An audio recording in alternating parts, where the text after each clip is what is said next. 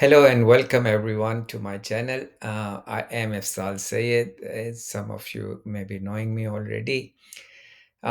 Today we are diving into critical topic of RTOs, preparing for ASQA audits under the new SRTOs 2025, and also covering part of the Skills First program. Whether you and this skill first program will be the revised standards version 3.0 recently released by the skill firsts. So whether you are a seasoned RTO leader, compliance manager, or just stepping into the world of training and governance, this video is your must have a roadmap for July 1 compliance shift. I'm sure you would be having your own means, but just go through this video. Maybe there are things to improve, and sometimes these are the small things, missing elements, which helps get you through successfully from the audits. So today we are going beyond the theory. This is practical audit readiness checklist as I have already gone through some of the topics in various vlogs concerning RTOs management. So today I will be talking about more precisely the audit perspectives. So may not be giving so much of definition of what are the things, but will keep you going along what is required as per the audit requirements. So to avoid costly mistakes and build a strong sustainable RTO, this is where you start. And stay tuned because our upcoming videos will cover even deeper dive into the continuous improvements, uh, pre-training reviews, implementations, trainers validation practices, um, and align all of these activities with the audit landscape. I will try to make this video short because I also realize that the attention span is gradually reducing. So if I felt it is going beyond 30 minutes, I'll try to wrap up little early and convert it into two parts. Leave it in comments. Would you mind if it to be 30 or 40 minutes, or should I just make two parts when it is going to that from say around 20 minutes each or so?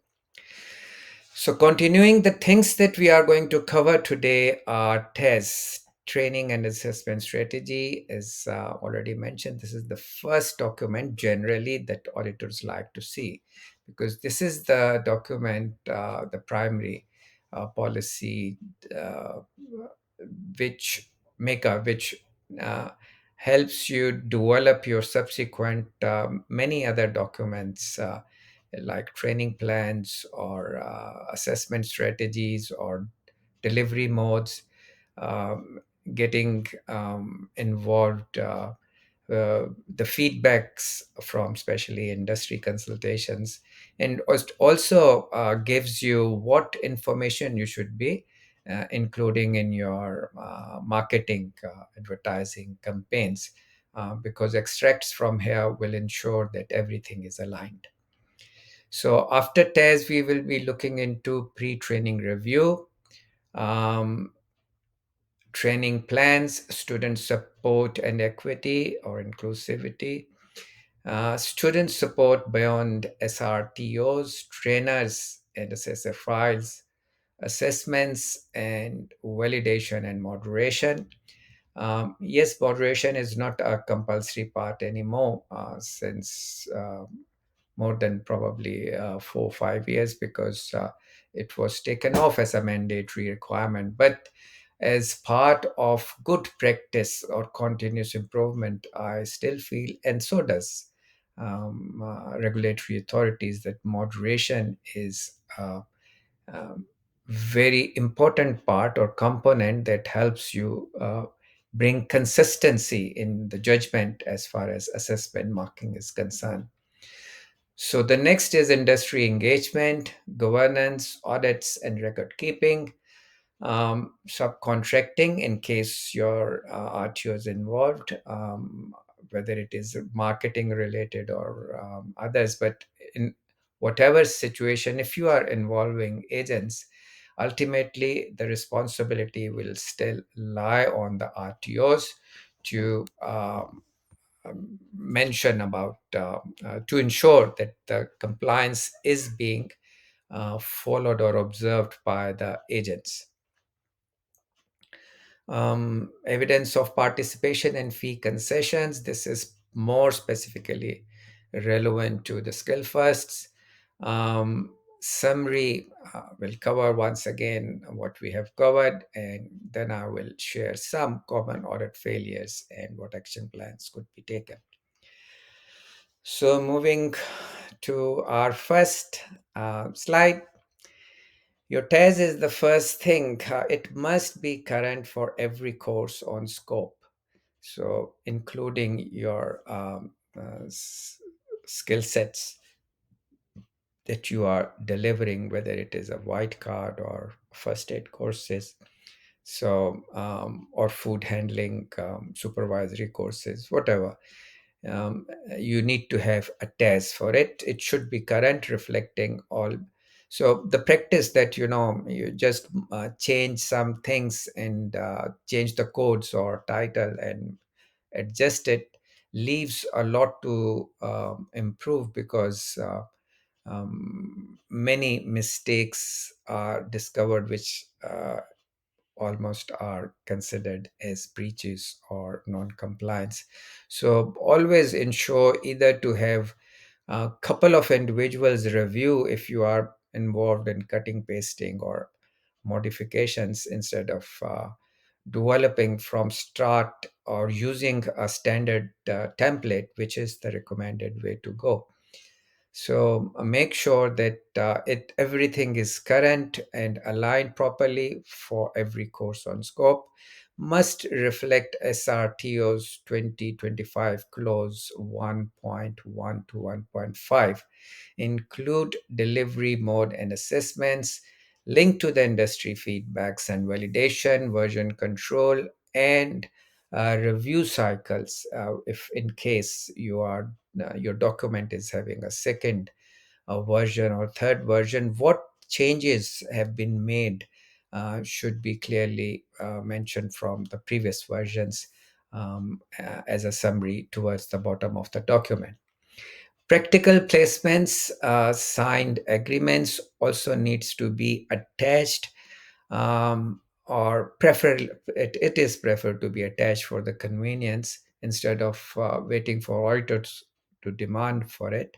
So just attach the relevant placement agreement with the providers along with the test. Um, 6 months of interstate placement is the cap, aligned with the training package rules SRTOs 1.8. So a little bit more detail, in case I'm sure by now you must have from my previous vlogs, or directly from the Department of Workplace and Employment Relations, or from ASQA. Now they may have made available these new SRTOs documents 2025, so you can download and make sure that you are getting familiar with these clauses. Um, so, for instance, we mentioned TES is the first thing that ESQA may ask for. So, you must show that training and assessment aligns with the job roles, student needs, and unit packaging rules, and it is your training and assessments is what we say, is contextualized with not only the students cohort, but also with the industry. So, for instance, there are units which are common across many courses. So you shouldn't be using the same. For instance, it is a childcare. A unit is in childcare, but is also can be taught in the individual support or in any other course. So when you are adjusting or making use of the same resources just because to save money, instead of buying same code, same units resources, you need to contextualize, ensure you are taking away the childcare related information and adjusting it for, say for example, individual care. So that's the contextualization that I was mentioning about. So for example, if there is a diploma of community services, CHC 52021, you should show why you select electives based on aged care demands in your region. So that's the type of industry consultations that should be reflected in your thesis. Or for that matter, nursing students placement lacked signed agreement. So if you have just attached, say, a template of the agreement that you would be signing, and actually there is none existing, so this may be a big no-no, for the reason that uh, before you commence your training, RTO ought to have everything ready. So use the practical placement guidelines for insurance templates. If you, once again, I'm always encouraging to leave comments in case you need anything that you would like me to talk about. Feel free to mention, and I'll move on. I'll move on to that topic. So moving on to the next topic, it's pre-training review. It's mandatory for skill first students. It doesn't mean it is not mandatory for non skill first RTOs, but it is more highly emphasized by the skill first funding agreement. So you need to ensure that you follow whatever the agreement clauses are mentioning in for RTOs to um, abide by. So must assess LLN digital literacy and program suitability. Align with skills first clauses 4.4, SRTOs 2.1, 2.2, use structured tools and retain per student, cannot be subcontracted. So even if you are engaging agents to um, for marketing and bringing in more students, the PTR is something that you cannot subcontract. RTOs themselves must need to do it. So PTR, you can consider it as your compliance filter. It justifies funding and identifies support needs early. So before we enroll a student, the pre-training review or PTR is our first compliance checkpoint. And more importantly, a learner-centered conversation. We are not just ticking the box, we are checking, is this course suitable based on the learner's goals, needs, and capabilities? So if the course is not aligning with what student is perceiving that would be able to do in the industry, you need to uh, um, educate student and provide him enough information so he can or she can make informed decisions about it. Similarly, if student is determined and everything is aligned, but he or she doesn't have the capacity, LLN scores are low, then again you need to sit with the student and discuss in detail what strategy or course of action is required for the students to pursue the desired course. Um, can they manage the mode of delivery, online, in person, or hybrid? So discuss in detail.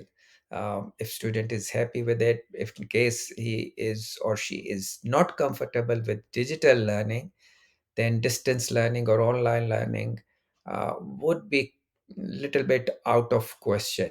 So make sure students, whenever they are enrolling or you are enrolling them in your RTO, they are very clear what mode of deliveries you are offering, and if they are comfortable with those mode of deliveries.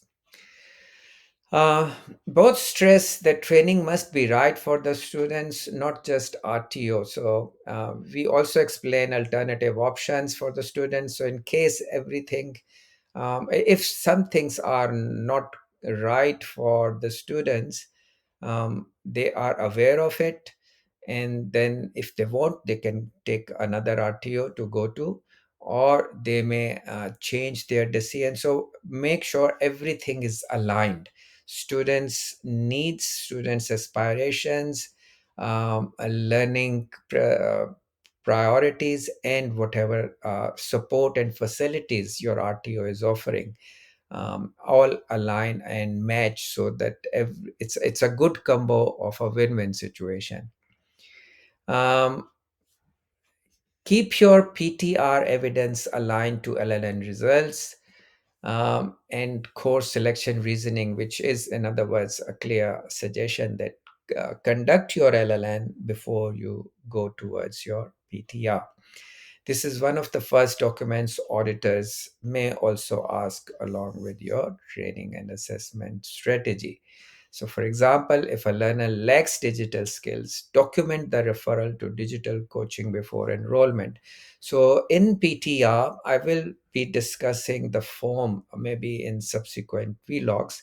You need to ensure that in case student is not coming up to the expected mark in LLN, what kind of course of actions RTOs can design for the student, so student capacity is built up to a level where he or she is in a position to make a reasonable attempt to complete the course successfully.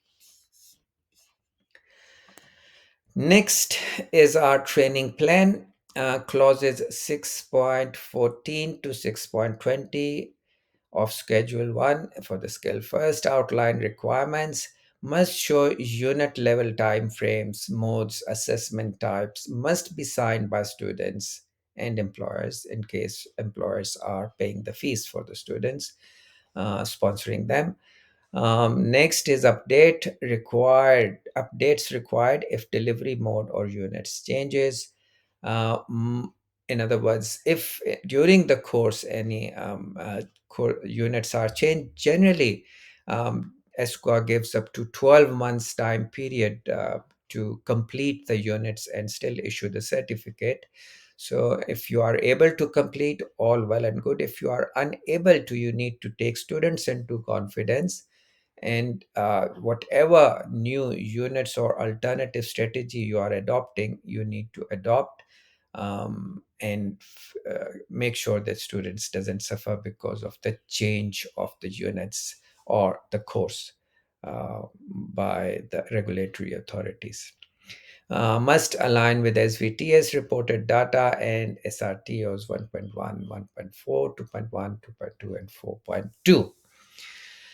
Uh, Examples.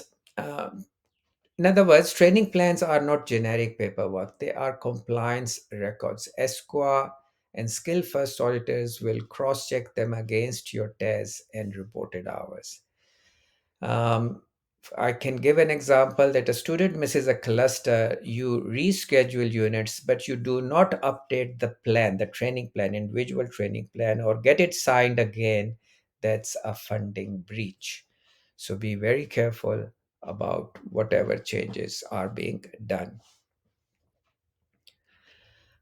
Full list of the skill first related clauses of 6.14 to 6.2, full list of enrolled units, including electives, should be mentioned, how they were selected, if with industry consultation, that should also be mentioned. Start and end dates of each unit, delivery mode for each unit, face to face, online, workplace, whatever the mode is, you need to mention it. Assessment type and frequency, there can be various type of assessments, so whether it is written, oral, demonstrative, kind of what do we call simulated environment, work placement, or portfolio. So whatever is the assessment type, And within written, there can be, detailed paragraph like question answers or MCQs. So whatever different methods of assessments you are using, you need to mention it in the training plan, so students are mentally ready for the, those type of assessments. Location of training and assessments, if off the campus or remote, should also be clearly mentioned. SRTOs related to compliance, those I have mentioned, ensure training product is delivered in accordance with the training package requirements and suited to the learners, cohort, and context. So, for instance, 1.1 training plan must be linked to each student's unique identifier USI. It is not a mandatory requirement as far as training plan is concerned, but it is just further in assurance that yes, the student with this specific USI, this training plan is related to him or her. It's just aligning and providing further sequence and assurance that you are in detail looking after every thing to make sure that the right student gets the right type of training. And it also helps in entering the data into a witness reporting and audit traceability. Um, Support, student support and equity must be documented. Whatever you are providing, active students' feedback on those provided support should also be taken and documented. Applies to LLN, disability, language, cultural needs. Linked to SRTOs 2025 clauses 2.1 to 2.3. Individual support plans should be used. Referral logs must be kept. Now, support is not just about access, it's about equity, which covers ethnicity, First Nations, special needs, gender, or culture. This is where your RTO's culture and compliance meets. Long time back there, I was in TAFE, and there were hospitality students, and I was observing, um, uh, and I was very surprised and uh, pleased with that TAFE's management, because there were some of the students, not some actually, they were about 30% of the class, those were Muslims, and the meat that was being offered to cut and cook as a part of assessment was pork. So when one of the students felt uncomfortable and she shared with the assessor immediately got in touch with the RTO management, and they immediately arranged for the substitute halal meat. I was very pleasantly surprised that how the TAFE went beyond normal adjustment procedures, and they ensured that student is feeling comfortable or are feeling comfortable in performing the task, to show their competency. Sorry. So this is where your RTO's culture and compliance meet. Under SRTO's 2025 Outcome 2.2 and also aligns with Skill First quality measures, we are required to support every learner to participate equally, just as I mentioned. Provide academic and well-being support. Now, this SRTOs are really stressing on student welfare, mental support, well-being, counseling, whatever type of support you can extend. You should. If you do not have the resources or capacities, as I mentioned in my earlier vlog, RTOs must develop some relations, linkages with the uh, community organization or professional organization. Those would be happy to come forward to support RTOs in these academic challenges. Um, Responding proactively to sign of disengagement is another requirement. So the moment you realize student is not attending classes or is not up to the mark as far as assessment completions is concerned, you need to have engagement with the students or student, and ensure that whatever issues are, to reasonable extent, whatever support can be provided is provided to the student, so that student can be back on track. Similarly, another example, if a students have a vision impairment, show adjustment in material format and extend the time for the assessment.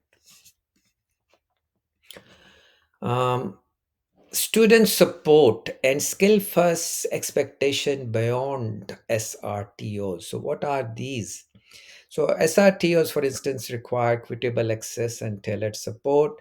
Skill first adds a stronger focus on disadvantaged learners. Clause 3.1 B3. PTR must assess LLN and digital barriers. Documented referrals or individual support plans expected, no additional funding, but high audit risk if ignored. So, this is a very tricky situation that, in case there are RTOs are not supposed to turn down an applicant who has special needs because simply the student has special needs. RTOs are encouraged to ensure that either through their own means or reach out programs they have, they need to look after students' needs. However, it's a kind of a dilemma that in case they are unable to have any link with the outside external organizations or government support to support student, or they have um, unable to achieve that request of the student, um, in case they are turning down, that will be going not positively reflected on the RTO's performance. And this is another area that in case RTOs are going to buy or try to organize special, still skill first funding doesn't assures or increase their funding in this matter. So RTOs need to take a very judicial action in this matter. Let me try to explain it further. What does skill first expects? RTOs to act on support needs identified as per your PTR that you conducted before enrolling and commencement of the course. Even if no extra funding is offered, that includes LLN, housing stress, mental health, or tech barriers. So, if a learner flagged for low digital skill at PTR but not supported, audit sees no coaching, no referral, no record, high risk finding of non compliance. Trainer and assessor files uh, must meet SRTOs 3.1 to 3.3, evidence of TAE qualifications, vocational competencies evidences, up to date PD logs and industry currency, staff metrics mapping to each unit. That is another one area that I intend to run vlog on, how to prepare staff metrics, mapping their skills, qualifications, experiences to each and every unit that they are training or assessing. Required for skill first clause 4.2 to 4.5. Auditors want more than just qualifications, they want proof of currency and mapping. So TAE 40122 or higher or equivalent qualification does make you vocationally competent, other than um, uh, some other courses, accredited courses, for example, EAL, where you have to follow the EAL guidelines. Those are slightly different, and even ASQA encourages to follow those accredited courses guidelines. Um, those are generally, for instance, EAL is reported in EAL framework. So look for the current latest EAL framework available, 24, 25, and follow those guidelines to be compliant. Um, a, a trainer teaching CHCLEG 003 must show currency sector experience and legal frameworks, not just old experience. These are some examples just to stress and emphasize how much important the industry currency is. So, example one, trainer without current first aid certificate invalidated delivery. So if a trainer, because even if the person has the first aid course, for instance, 011 or 012, HLTA ID 012, but his those certificate is or qualification is valid for up to 3 years, but has not updated his CPR, which is mandatory to be updated every year, and he's training in the second year, or even if a week after 1 year has passed by, the training that has been delivered is considered invalid. Similarly, if the PD logs showed gaps in digital assessment training and the person is training digitally or online, that is a question mark. Assessment tools and validation tools must meet principles of fairness, validity. Mapping documents must link questions to unit elements. 5 years validation plan is required, out of which 50% of all the qualifications must be validated within the first 3 years.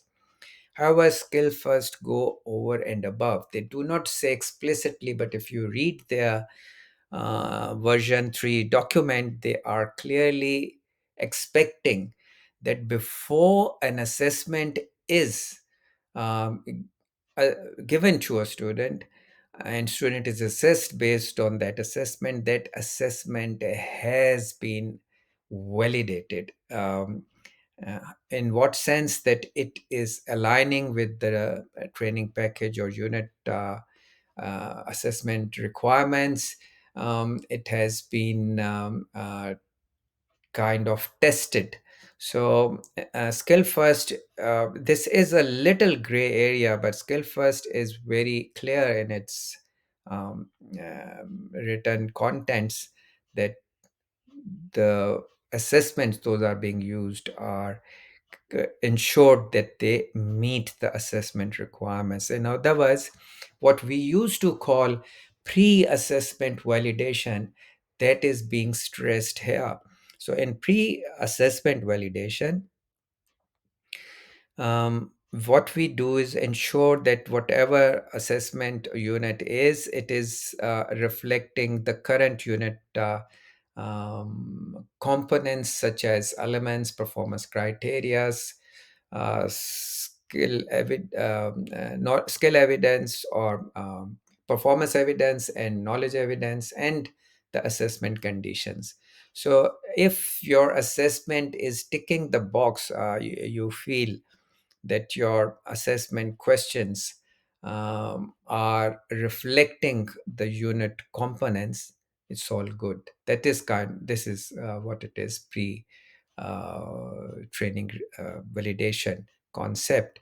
And apart from it, you also verify not only the assessment condition, but also that the assessments are meeting the principles of assessment and evidence, principles of evidence. Um, skill first the post assessment validation is once the assessment has been conducted, and that is what ASQA looks for. The validation, when the process is being done, students assessments are taken into consideration to see how students are interpreting and responding to different questions.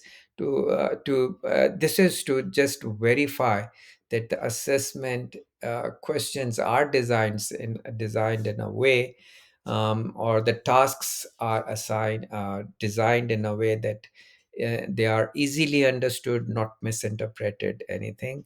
And further, once you have gone through it, then there is a moderation process where the moderators, assessors, deliberate and see how they would assess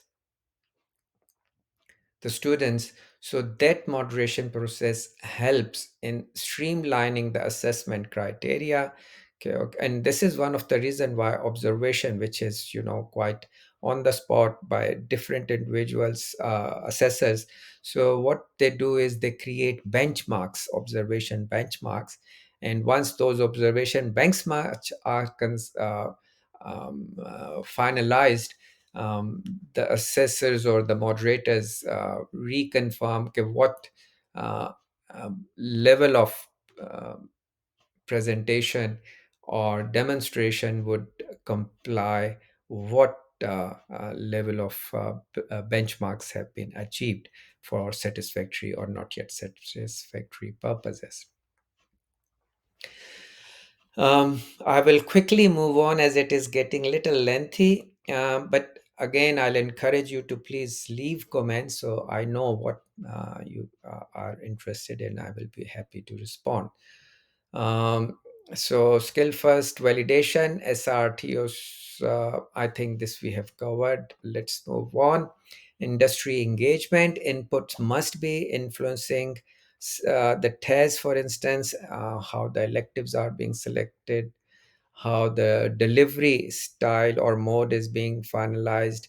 Assessments, are they reasonable, judging the right criteria which industry would like to see in the new workforce, aligned with the SRTO's industry engagement 5.1 and skill first clause 4.12. Empt in the training plan. Training plan must be customized for each student.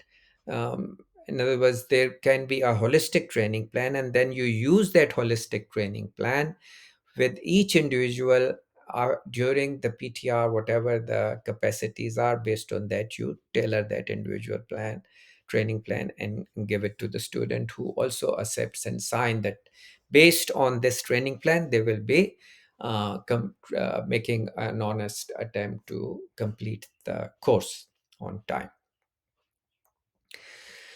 Evidence surveys, emails, meeting notes, all should be retained, documented. TAS must summarize outcome of these industry engagements and keep employer feedback from placements. So training plan must be customized for each students typically. Just I was explaining. I'll try to now move on, not to cover it before 40 minutes. Governance, audit, and record keeping. Annual internal audits require complaints and appeal process, governance structure, and CEO accountability. Wetness data must be submitted monthly, files retained for 3 years, skill first clause 10. For assessments, as far as SQA is concerned, 6 months is uh, the, uh, the duration for which. So, um, if your continuous improvement, just an example, register shows feedback is there and is acted upon, that is what your auditors would be looking at. Monthly student statistical report via SVTS, they would be interested in looking on. Include, this is another important area I missed out, include Victorian students number, VSN. that is an additional skill first requirement. When you are enrolling a student, you must document it, the VS number. Subcontracting, marketing and control. No subcontracting PTR training without written approval. Marketing must reflect accurate claims. Website must disclose brokers or your agents. Notify change in control within 20 days, clause 7.3. So, this change in control means senior management that is making rules or making rules primarily, operations, management, and control, such as RTO manager or higher, such as CEO is concerned, or some director of studies positions are also there. But if they are documented on the ASQA net, or the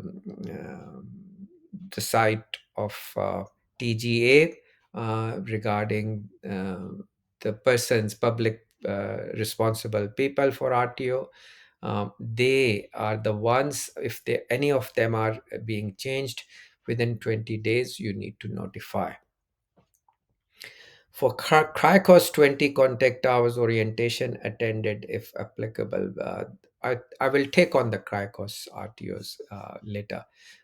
So don't worry much about this at the moment.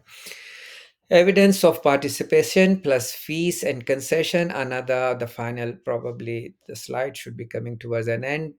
Make sure that student participation, fees, and the concession, if given, or so all documents of evidences for each one of them must be there, because that is what the skill first auditors would be have been looking for and would be still emphasizing on. So don't take random decision of providing concessions, and do not keep the photocopy of the concession card, such as the one from the health card from the Centrelink. That is a breach. So the evidence which are recommended as per the agreement of skill first, maintain and keep those whenever you are providing concession. And fees must be clearly explain to the student what component consist of tuition fee, what is admin fee, what are other fee areas, so clearly distinguished. And evidence of participation definitely be looked into. Wrap up. So start up with your tests for every course, review trainer files, assessment tools, validation schedules, conduct an internal audit using this checklist. As far as skill first validation is concerned, the way you are, if you could validate, pre-validate, pre-assess, validate the assessment tools prior to the delivery of each term, that would be good enough. Engage staff in training on SRTOs 2025 changes. Have your evidence folders ready, digital and or hard copies. Common audit failures and action plan.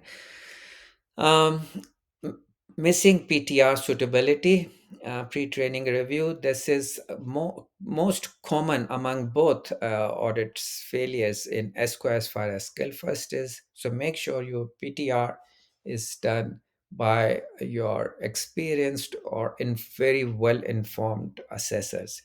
Incomplete training plans is another area. Lack of industry consultation will be a complete no-no now from standards from July 1. Keeping prohibited evidences is another area, just as I was mentioning, the privacy breach must be avoided. Assign compliance leads per area, conduct internal audits quarterly. If you like, you can mention, and I will be happy to prepare for you templates for the quarterly internal audits. Use checklists for documentation. So These are all the things. Once you are able to look after it, nothing better. uh, Typically, RTO documentation is still very important, even though we are going to look into the auditors, both ASQA and skill first, towards the outcome, not merely the policies. Still, the outcome should be also reflected in your documentation. Like for instance, the healthcare card I mentioned, audit readiness isn't just about ticking boxes. Remember, it's about protecting your students and your RTO's reputation. If this helped you feel more prepared, make sure to like, share, and subscribe. And yes, please feel free to comment, and I'll be happy to look into those areas to prepare a vlog on it. Till then, you take care. All the best from my side. Thank you. Bye bye.